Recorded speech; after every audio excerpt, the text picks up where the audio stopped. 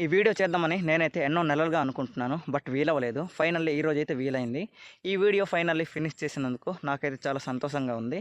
ఎందుకంటే ఎన్నో నెలలుగా అనుకుంటున్నది ఫైనల్లీ ఈరోజు ఈ వీడియోని ఫినిష్ చేశాను. Finally happy. Hi friends, welcome to our channel. మీరైతే ఆల్రెడీ థంబ్నెయిల్ చూసే ఉంటారు. మేము పండించే అతిపెద్ద పంటలు, మా విలేజ్ ప్రాంతాలలో పండించే అతిపెద్ద పంటలు ఏవనేవి కూడా నేనైతే ఈ వీడియోలో షేర్ చేసుకోబోతున్నా. అలాగే మా విలేజ్ వరకు ఈ విధంగా అయితే ఉంది. అలాగే పార్వతీపురం దగ్గర అన్నమాట, అటువైపు ఎటువంటి పెద్ద పెద్ద పంటలు అనేవి పండిస్తారు అది కూడా ఈరోజు ఈ వీడియోలో ఒకసారిగా మాట్లాడుకుందాం.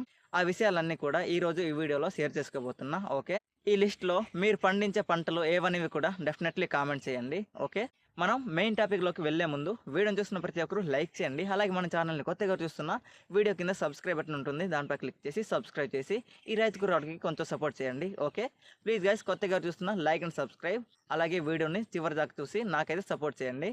ఓకే, ఇక ఏమాత్రం లేట్ లేకుండా అతిపెద్ద పంటలు ఏవనేవి మా విలేజ్ ప్రాంతాలలో ఒకసారిగా చూసేద్దాం. Let's get started. First of all only మా విలేజ్కి సంబంధించి నేనైతే చెప్తున్నాను చూడండి. ఫస్ట్ ఆఫ్ ఆల్ మా విలేజ్లో జీడి మామిడి తోటలు అనేవి చాలా ఎక్కువగా ఉన్నాయి. సంవత్సరానికి ఒక్కసారిగా వచ్చే ఈ పంట అనేది మా ఊర్లో అతిపెద్ద పంటగా మేమైతే చెప్పుకుంటాం అన్నమాట. ఎందుకంటే మా ఊర్లో వరి అలాగే మొక్కజొన్న వీటన్నిటిలో కూడా అతిపెద్ద పంట వచ్చేసి జీడి మామిడి అనమాట. మనం ఇప్పుడు జీడిపప్పు తింటాం కదా, అదే అనమాట ఆ పంటనే. జీడి మామిడి పంట చాలా పెద్ద అతిపెద్ద పంట అన్నమాట మాకు. ఫస్ట్ ఆఫ్ ఆల్ అదనమాట మాకు జీడి మామిడి పంట అతిపెద్ద పంట అని మీకైతే చెప్పాను కదా, ఇదే అనమాట. చూపిస్తున్నాను చూడండి. అక్కడైతే పోడు కొట్టారు చూడండి, ఆ పోడులు దగ్గర వరకు కూడా మొత్తం జీడి పంట అనమాట. అందుకే మాకైతే అతిపెద్ద పంట జీడి పంట అని చెప్పడం జరిగింది.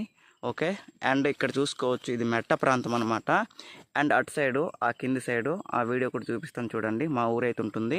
ఇది వచ్చేసి మెట్ట ప్రాంతం. ఇక్కడ నుంచి మొత్తం కూడా ఇలా చూస్తే అటొక మరొక ఊరు ఉంటుంది. అండ్ మా ఊరి వైపు ఇది ఉంది కదా మా ఊరు, అండ్ అటు సైడ్ వచ్చేసి మరొక ఊరు ఉంటుందన్నమాట. మొత్తం చుట్టుపక్కల ఊర్లు మొత్తం కూడా మా ఊరి జీడి మామిడి పంట అనేది విస్తరించింది. చుట్టుపక్కల కూడా ఎంత దూరం అయితే ఆ ఊర్లు ఉన్నాయి అంతవరకు కూడా మా ఊరి జీడి పంట అనేది ఉందన్నమాట. అందుకే మీరు చూసుకోవచ్చు, దానికి నిదర్శనమే ఈ వీడియో చూస్తున్నారు. అతిపెద్ద జీడి పంట అనమాట మా ఊరికి. అందుకే నేనైతే ఈ వీడియో చేయడం జరుగుతుంది. ఈ వీడియో చేస్తున్నప్పుడు నేనైతే చాలా కష్టపడ్డాను. ఎర్లీ మార్నింగ్ 8:30 అవుతుంది. 8:30 కల్లా నేను ఈ కొండపైకి వచ్చేసి మెట్ట ప్రాంతం అనమాట, ఇక్కడ నుంచి వీడియో రికార్డ్ చేస్తున్నాను మీకు అందరికి చూపించడానికి. అండ్ అలాగే మిగతా పామేలు చూసుకోవచ్చు, అరటి చూసుకోవచ్చు. ఈ వీడియో మీరు చూస్తుండగా మొత్తం కూడా కనిపిస్తాయి. ఆ వీడియోస్ కూడా మొత్తం రికార్డ్ చేయడానికి చాలా కష్టపడ్డాను ఈ వీడియో మొత్తం కూడా. ఓకే, దయచేసి ఈ వీడియోని ఎండ్ వరకు చూసి ప్రతి ఒక్కరు కూడా సపోర్ట్ చేస్తారని కోరుకుంటున్నాను. ఓకే, ఇదే అన్నమాట మొత్తం కూడా మా ఊరి జీడి మామిడి పంట చాలా పెద్ద ఎత్తున సాగు చేస్తున్నారు. అటు కూడా ఊరుంది, అక్కడ చూసుకోవచ్చు. ఓడు ప్రాంతాల దగ్గర వరకు కూడా మొత్తం జీడి పంట అనమాట. అండ్ కొండ మొత్తం కూడా జీడి పంట అనమాట. అందుకే అతిపెద్ద జీడి పంట అని నేనైతే ఈ వీడియోలో చెప్పడం జరిగింది. అండ్ సెకండ్ వన్ వచ్చేసి వరి. ఈ వరి వచ్చేసి మా ఊర్లో రెండవ అతిపెద్ద పంటగా మేమైతే అనుకుంటాము. ఎందుకంటే వరి కూడా ఆ స్థాయిలోనే మా విలేజ్లో అయితే పండిస్తారు. సెకండ్ వచ్చేసి వరి అనమాట. వరి కూడా చూసుకోవచ్చు, నేనైతే వీడియో చూపిస్తున్నాను. ఆ విధంగా చాలా వరి కూడా మా విలేజ్లో ఎక్కువగానే పండిస్తారు. అండ్ థర్డ్ వన్ వచ్చేసి మూడో పంట వచ్చేసి మొక్కజొన్న అనమాట. మొక్కజొన్న కూడా భారీ స్థాయిలోనే చాలా బాగా ఎక్కువ శాతం పండిస్తారు మా ఊర్లో. ఈ రకంగా ఈ 3 రకాల పంటలు అనేవి భారీ స్థాయిలో ఎక్కువగా పండించడమే జరుగుతుంది. అండ్ మిగతా పంటలు వచ్చేసి అప్పట్లో ఎక్కువగా పండించేవారు, కానీ అవి వచ్చేసి ఇప్పుడు కనుమరుగైపోయాయి. ఈ 2026లో మొత్తం కూడా ఎటువంటి పంట అనేది వేయట్లేదు. ఓన్లీ ఈ జీడి మామిడి పంట అనేది అతిపెద్ద పంటగా ఉంది. అండ్ సెకండ్ వచ్చేసి వరి అనమాట. అండ్ థర్డ్ వన్ వచ్చేసి మొక్కజొన్న. అండ్ మిగతా పంటలు వచ్చేసి కొర్రలు, సామలు, గంటెలు, ఈ తెల్ల జొన్నలు అనమాట, అలాగే రాగులు అనమాట. ఇవి వచ్చేసి అప్పట్లోన అతిపెద్ద పంటలు. రాగులు, కొర్రలు, జొన్నలు ఈ మొత్తం కూడా అప్పట్లో నా చిన్నప్పుడు, నేను ఒక 10 సంవత్సరాలు ఉంటాను వయసు అనమాట, ఊహ తెలిసినప్పటి నుంచి ఆ టైంలో అతిపెద్ద పంటలుగా అవే ఉండేవి. బట్ అవి వచ్చేసి ఇప్పుడు కనుమరుగు అయిపోయాయి. ఇప్పుడు రాగులు మాత్రమే అక్కడక్కడ మా విలేజ్లో సాగు చేయడం జరుగుతుంది.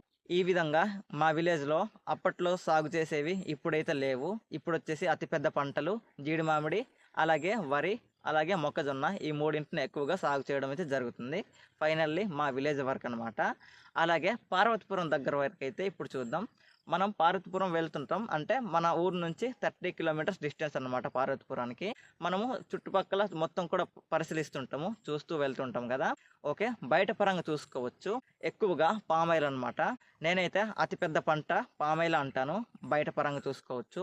ఎక్కువ శాతం పెద్ద పెద్ద చెట్లయిపోయినాయి. ఇప్పటికి ఒక 3, 4 అంతస్తులు చెట్లున్నాయన్నమాట. పామాయిల్ చెట్లు. అంత పెద్దగా అయిపోయాయి. ఎక్కువ శాతం కూడా సాగు చేస్తున్నారు.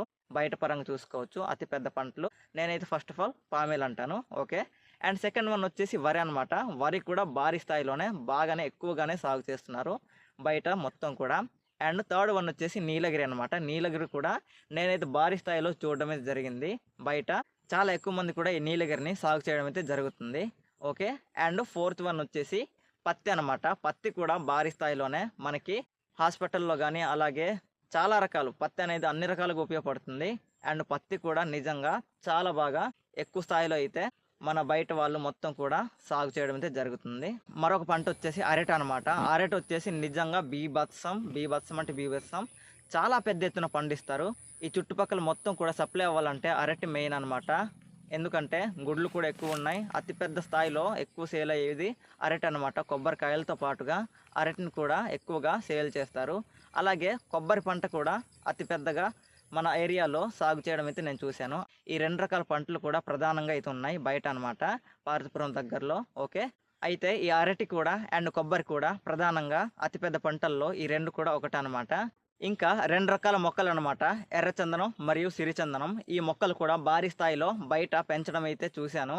ఈ మొక్కలు కూడా ఒక ప్రధాన పంటగా ఇటువంటి పెద్ద పంటలు అనేవి బయట ప్రాంతాలలో మొత్తం కూడా పండించడం అయితే జరుగుతుంది. ఓకే. నాకు తెలిసినంత వరకు ఇవే ఫ్రెండ్స్. మా ఏరియాలో పార్వతీపురం దగ్గరలో అనమాట ఈ మొత్తం బయట వాళ్ళు మొత్తం కూడా ఇటువంటి పెద్ద పంటలు అనేవి పండించడం అయితే జరుగుతుంది. మేజర్గా చూసుకోవచ్చు బయట ప్రాంతాలలో పామాయిల్ ఎక్కువగా మరియు నీలగిరి అండ్ వరి అనమాట. ఈ 3 పంటలు అనేవి చాలా పెద్ద ఎత్తున పండించడం అయితే జరుగుతుందన్నమాట. ఓకే. నేనైతే ఈ వీడియో ద్వారా ఇదే చెప్పాలనుకున్నాను. ఫస్ట్ ఆఫ్ ఆల్ చూసుకోవచ్చు మా విలేజ్లో ఎటువంటి పంటలు పండిస్తాము. మాకు అవి అతిపెద్ద పంటలు అనమాట.